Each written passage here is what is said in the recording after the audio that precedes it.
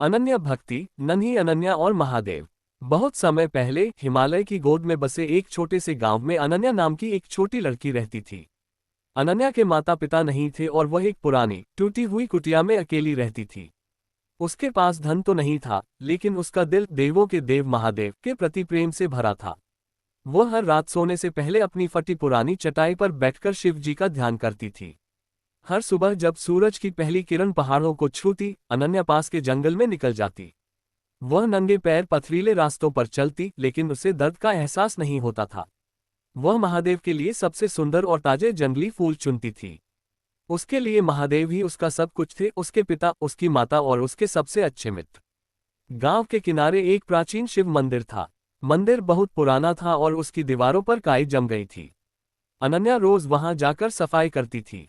वह अपने छोटे छोटे हाथों से मंदिर के प्रांगण को बुहारती और पत्थरों को पानी से धोती। उसे लगता था कि महादेव उसे देख रहे हैं और उसकी मेहनत से प्रसन्न है। अनन्या बहुत गरीब थी। उसे कभी कभी दिन में केवल एक ही बार सूखी रोटी नसीब होती थी। एक दिन जब वह अपनी रोटी खाने बैठी तो उसने एक भूखे कुत्ते को देखा।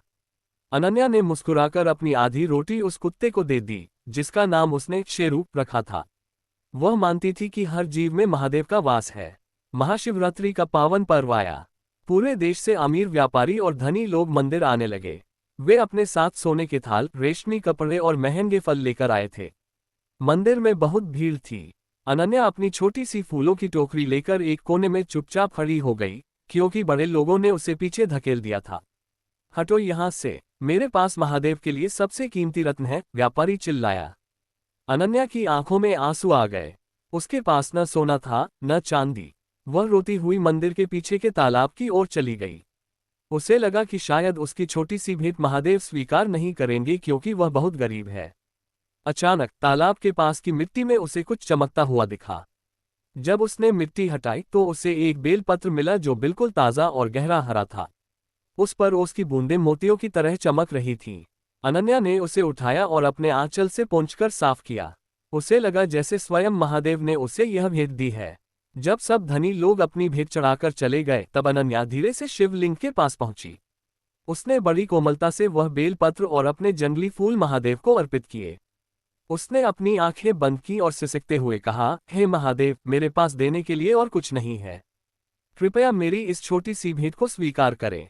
उसी क्षण पूरे मंदिर में एक दिव्य नीली रोशनी फैल गई। हवा में चंदन की सुगंध भर गई। मंदिर की दीवारों से ओम की गूंज सुनाई देने लगी।